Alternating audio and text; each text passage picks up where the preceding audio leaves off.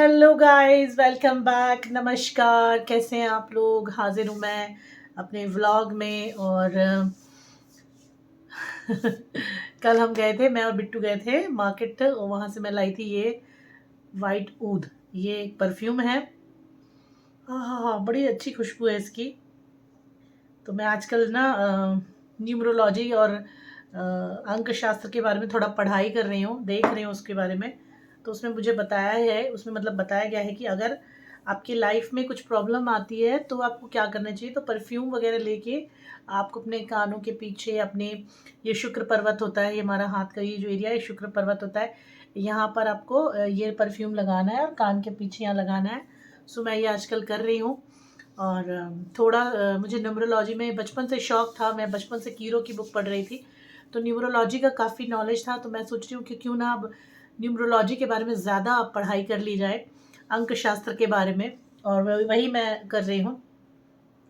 Comment आ रहे हैं मेरे पास काफ़ी सारे कि लोग जानना चाहते हैं, मेरी स्टोरी जानना चाहते हैं। कभी कभी सोचती हूँ कि यार क्या सुनाऊँ, क्या बताऊँ।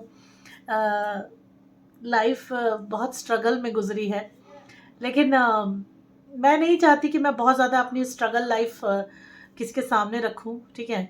क्योंकि क्या है लाइफ में ना, ये मैंने फील किया है, जब आप मुस्कुरा रहे होते हैं ना, तो मेरी एक मुस्कुराहट देखकर आप ज़रूर स्माइल करेंगे।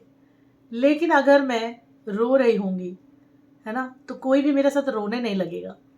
आप दुखी ज़रूर होंगे, सैड होंगे, मुझे सांत्वना देंगे, मुझे कहेंगे कि अरे प्लीज़ मत रोइए मत रोइए, बट रोने वाले के साथ कोई रोता नहीं है, ये फैक्ट है।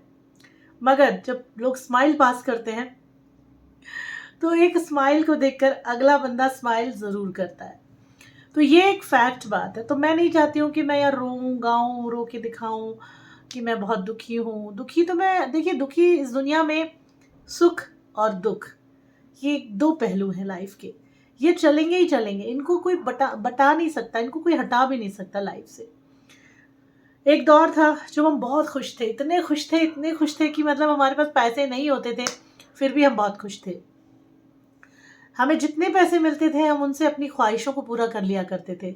और कमाल है ना, उतने थोड़े पैसों में भी ना हमारी ख्वाहिशें पूरी हो जाया करती थी। और आज हम बहुत पैसा कमा रहे हैं, आज हमारे पास, हम कमा रहे हैं, मतलब बहुत तो नहीं कहेंगे, बट इतना तो कमा ही रहे हैं कि अच्छे से खा सकें, पी सकें, अपना घर चला सकें, अपने घर में आने वाले व्यक्ति को खिला सकें, है ना। तो इतना कमा तो रहे हैं, लेकिन ख्वाहिशें पूरी कर ही नहीं पा रहे हैं। कुछ अधूरापन है, बहुत छोटी छोटी सी चीज़ें हैं जो छूट गई हैं लाइफ से। खाना नहीं खाया जा रहा है, अच्छा नहीं लग रहा है खाना, समझ में नहीं आ रहा है कि क्या खाएं। पेट पेट भी नहीं भर रहा है, मन भी नहीं भर रहा है। कोई चीज़ खाने की उठाते हैं तो लगता है कि यार मतलब मन करता है खाओ, और जब बनाओ खाओ, और जब बना लेते हैं और जब खाने बैठते हैं तो वो अंदर नहीं जाता गले के, क्यों, समझ नहीं आ रहा क्या हो रहा है। तो एक लाइफ ये भी आ चुकी है, फेज़ लाइफ का ये भी है। जब जब हमें हमारे पास खाने की चीज़ों को खरीदने के लिए पैसे हैं, हम चीज़ें खरीद भी लेते हैं, लेकिन उसके बावजूद भी हम उन्हें खा नहीं पा रहे हैं। वो चीज़ें हमारे गले के अंदर नहीं उतर रही हैं, वो हमारे पेट में जाकर भी हमें संतुष्टि नहीं दे पा रही हैं। तो अब आप सोचिए कि लाइफ में सभी के ये चीज़ होती है।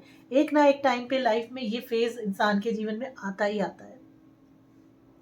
तो यहाँ पर अब हम अपना दुःख कैसे शेयर करें, क्या शेयर करें?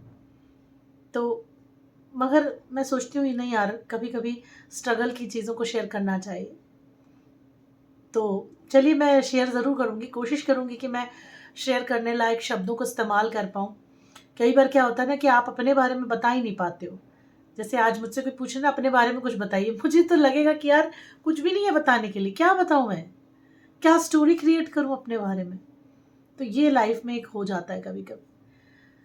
सो यही सारी चीज़ें हैं, लेकिन फ़िलहाल मैं अंक शास्त्र के बारे में अभी क्लासेस लेने की सोच रही हूँ, तो आज एक क्लास लूँगी मैं।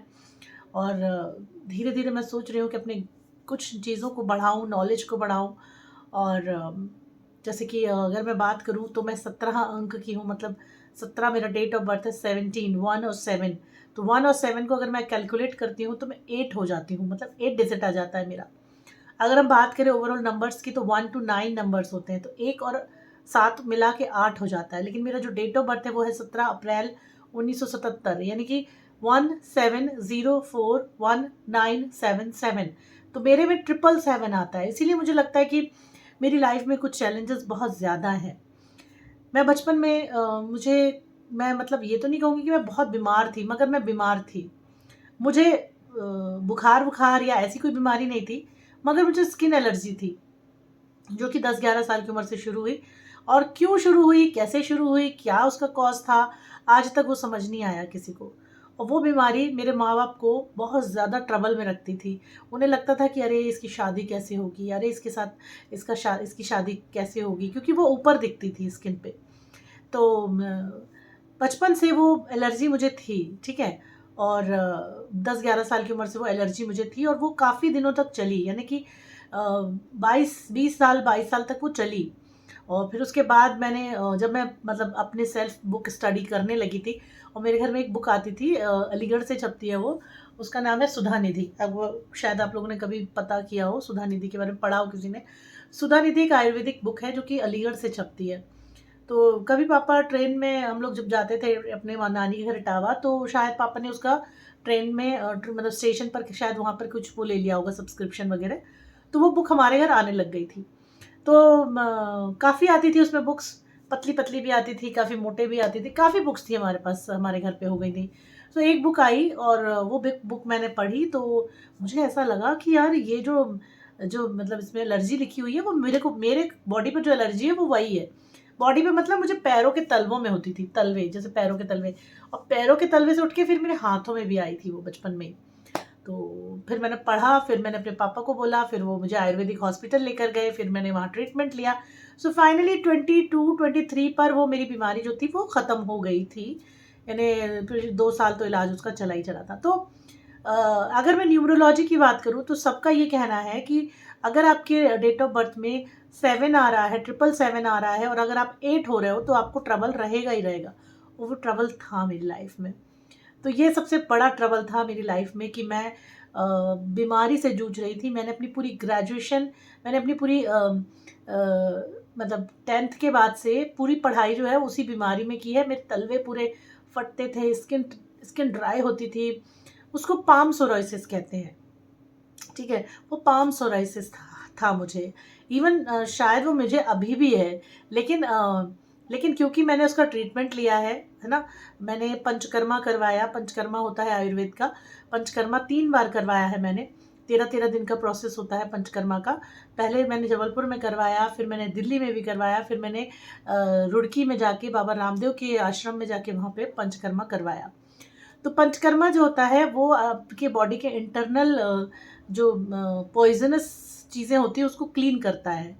उसमें वमन होता है यानी उल्टी के द्वारा, और विरेचन होता है यानी पॉटी के द्वारा, और उसके प्रोसेस होता है पूरा, मतलब 13 दिन का प्रोसेस होता है। उसमें उसमें दवाइयाँ खिलाई जाती हैं, घी पिलाया जाता है मेडिकेटेड, और मसाज किया जाता है, काफ़ी कुछ होता है उसके अंदर, फिर वो होता है। तो मैंने वो पंचकर्मा 3 टाइम्स करवाया। लास्ट टाइम मेरी मदर की डेथ हुई तो वो मुझे बीमारी फिर से मेरे पैरों पे आई, और इस बार तो मुझे लगता है कि काफ़ी ज़्यादा आई, ठीक है? तो क्योंकि मम्मी की डेथ हुई ना, तो मैं अंदर से डर गई कि हाय अब क्या होगा, इस टाइप से। तो कहीं न कहीं इनसिक्योरिटी फ़ील हो रही थी, इस वजह से ऐसा हुआ। ख़ैर चलिए जो भी था, लेकिन फ़िलहाल मैं फिर दोबारा पहुँची बाबा रामदेव के यहाँ, और मैंने दवाई ली और मैं ठीक हो गई बिना पंचाकर्म के। तो ये था एक स्टोरी। चलिए मिलते हैं अगले वीडियो में, बताएँगे इसके बारे में।